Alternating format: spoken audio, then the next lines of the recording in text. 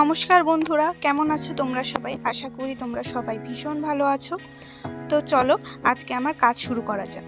তো এখন আমার কলেজে পরীক্ষা চলছে, যার জন্য রেগুলার আমি ভিডিও দিতে পারছি না। তার জন্য তোমাদের সকলের কাছে আমি আগে ক্ষমা চেয়ে নিচ্ছি। তো আজকে আমার ভিডিও বানানোর টেন্ডেন্সি তেমন একটা কিছু ছিল না। তো আমি এই ভিডিওটা এমনি নর্মালি হঠাৎ করে ফেলেছি। যেমন ধরো, এই বোর্ডটা আমার সামনে পড়েছিল, আমি হঠাৎ করে টিউশন পড়িয়ে এসে দেখছি বোর্ডটা রয়েছে আর কেমন আধখাপচা হয়ে রয়েছে। এই বোর্ডটা কিন্তু আমার দাদার, মানে আমি যখন ছোট ছিলাম তখন মা আমাকে একটা আর দাদাকে একটা এই কাঠের বোর্ড কিনে এনে দিয়েছিল। আর এগুলো কিন্তু ওই কাঠের বড় বোর্ডগুলো যেগুলোতে ড্রয়িং করে। তো বেসিক্যালি মা আমাকে আর দাদাকে ড্রয়িং করার জন্য কাঠের বোর্ড এনে দিয়েছিল। তো আমার দাদা কিন্তু বোর্ডের মধ্যে আঁকিবুকি করে রাখতো, কোথায় পদ্মফুল আঁকতো, কোথায় ইস্ট বেঙ্গলের ম্যাপ আঁকতো, এরকম কিছু কিছু এঁকে রাখতো, পেন দিয়ে দাগাতো। আমার বোর্ডটা কিন্তু যথেষ্ট সুন্দর রয়েছে, একটাও দাগ নেই, শুধু রঙের দাগ ছাড়া। তো দাদার বোর্ডটার অবস্থা খুবই খারাপ ছিল। ও কিন্তু বোর্ডের দুই দিকে গোলকিপার এঁকে ও পেন দিয়ে ফুটবল খেলতো বোর্ডের উপরে। তো যাই হোক, ওর বোর্ডের অবস্থাটা খুবই খারাপ ছিল। তো হঠাৎ করে কোথা দিয়ে মা বোর্ডটা বের করেছে দেখলাম। তো বিছনার উপর পড়ে থাকতে দেখে আমি ভাবলাম কিছু একটা ক্রিয়েটিভিটি করাই যাক।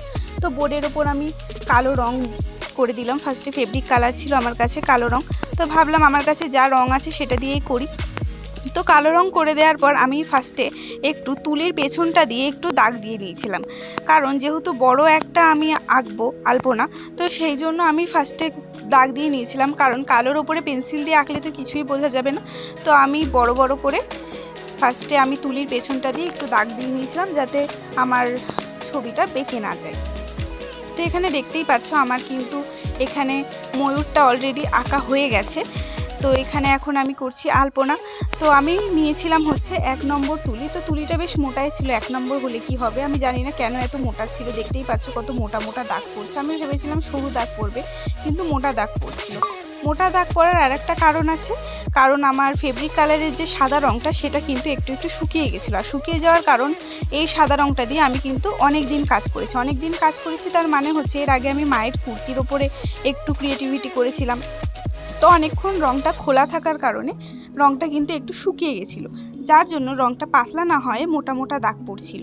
আর তোমরা জানোই ফেব্রিক রঙ বেশিক্ষণ বাইরে থাকলে শুকিয়ে যায়। তো আমি ফার্স্টে ভেবেছিলাম যে জল দিয়ে একটু রঙটা গুলিয়ে নিই। তো একবার না আমি জল দিয়ে রঙ গুলিয়েছিলাম, মানে কি বলো তো, মায়ের কুর্তিতে যখন করছিলাম জল দিয়ে রঙ গুলিয়েছিলাম, তখন একদম পাতলা ফ্যালফ্যালে হয়ে গেছিলো। যার জন্য এবার আমি আর গোলানোর সাহস করলাম না, ভাবলাম যে ছবিটা আমার খারাপ হয়ে যাবে। যার জন্য আমি প্রথমে কালো রং করে বোর্ডটাকে ভালো করে শুকিয়ে নিয়েছি। তার উপরে এখন দেখো আমি সাদা রং দিয়েই করছি। তো বেশি পাতলা হয়ে গেলে আবার খারাপ লাগে দেখতে। তো আমি ভাবলাম যে মোটাই থাক, কারণ আমিও তো আলপনাটা বড় করেই করছি, আর আলপনাটা মোটাই ভালো লাগছিল দেখতে। বেশি সরু করলেও খুব একটা ভালো লাগতো না, কারণ আমি তো ছোটো আলপনা করছি না। তো আমার কিন্তু আলপনা দেখো বকবক করতে করতে অলরেডি কমপ্লিট হয়ে গেছে। তো আলপনাটা কেমন হয়েছে সবাই জানিও। ভিডিওটাকে লাইক করো আর চ্যানেলটাকে সাবস্ক্রাইব করো। টাটা।